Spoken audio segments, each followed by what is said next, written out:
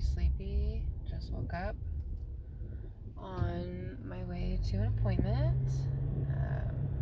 Go meet with a spiritual guide, shaman. But without going into specifics about my dreams, because I've just heard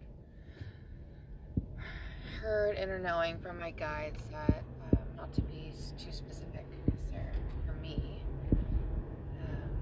And for many of us, when we have a very defined throat center in our human design chart, which is really interesting if you haven't looked into that. What we speak manifests reality. For others, that's what we think, and again, it's when we align our thoughts and our emotions. But sometimes when we use our voice or expressing something, we can create reality. So, but the message that was coming through as I was waking up was a reminder that your body keeps score.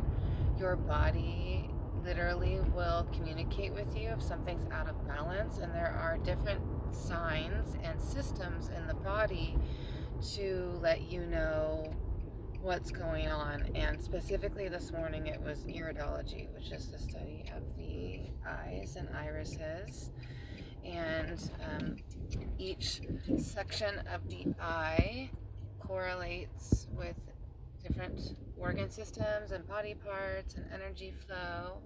And so I'm gonna pause this. Okay, God, gas is so expensive. $6.25. So I will post something in the notes section about iridology, just places to look. There's a ton of stuff on the internet, so it's always like just do your research on your own, and really echoing what I've learned from the human design, which I'll also put a link to, is this is all stuff that you intuitively know. It's just an opportunity to have it reflected back outward into you. Because really, we're all mirrors. Everything that coalesces in your life, every person, experience, is all a reflection of what's going on in your internal vibration. So these are all things I feel that we intuitively know. So I was having some insights. Okay, hold on, I gotta stop this gas. Okay. I was having, in my dream, insights about an area of my eye that I already had correlated. It's like I had a dream about it a while ago with a certain system in my body, and then upon like researching fingernail health, tongue health with traditional Chinese medicine, and just like tapping into like what I'm feeling in my body, like where I'm feeling. This is how I imagine that ancients mapped out the meridian systems, is right, because like the fascia network inside of our body is infinitely like connected through this system, all the way from your toes all the way to your head. It's kind of reminds me of the mycelium network that trees communicate. And it's just like the whole fungal network under the ground. So again, reflection of nature, which is quite beautiful. But I was teaching someone in my dream to look into their eyes and to notice where you have your eye color, but to notice if you have any dark spots, like black spots, anything that looks kind of cloudy. In iridology, there's like basically stagnant chi. And the woman I was kind of teaching this to in my dream, or kind of not even teaching, I'm just relaying information, because that's really what it is. It's, again, stuff that we all have access to. We all have access to this information. It's inside of each one of us.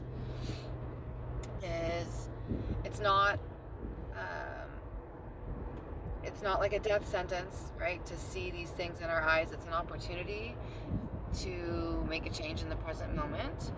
And this is just a beautiful biofeedback, like feedback system of the body to be able to follow your health, to literally look into your eyes and notice what's there, and then make changes in your diet and your lifestyle, in your living prayer.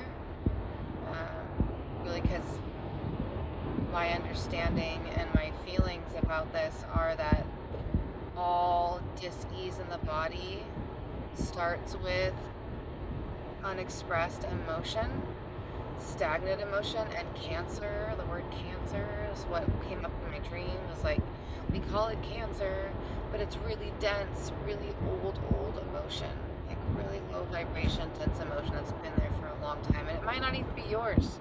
It could be genetic, like it could be ancestral. You use the term genetic, but it could be like passed down from your family lineage. It's no accident that most women in my family have had heart conditions. So I've been exploring, I'll just share personally, I've been exploring emotionally and energetically, like what is held around that space. And really identifying, even if I can say it's not mine, I was, like it's something in my ancestral lineage. However, if I'm aware of it, it is mine and it is my responsibility. And if I do the healing work for myself and for this body now, because we're all connected, it's a butterfly effect everywhere, to not just in my family lineage, but to everyone in the world, because we're all connected.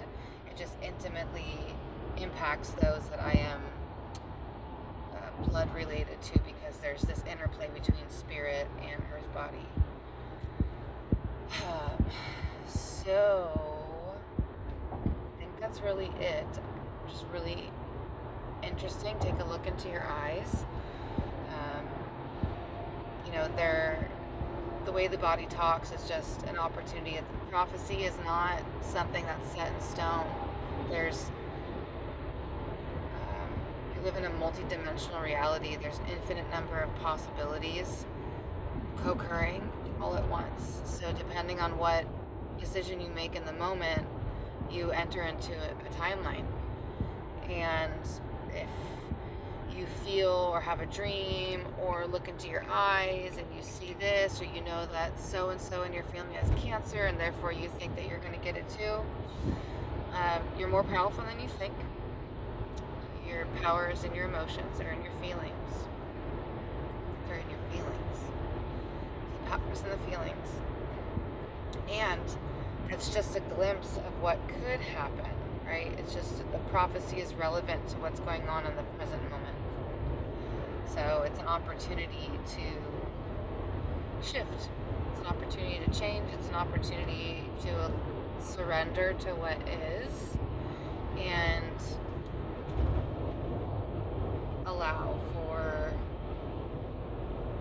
kind of surrender it over to the higher power within and allow for whatever changes need to happen to happen. Okay, that's it.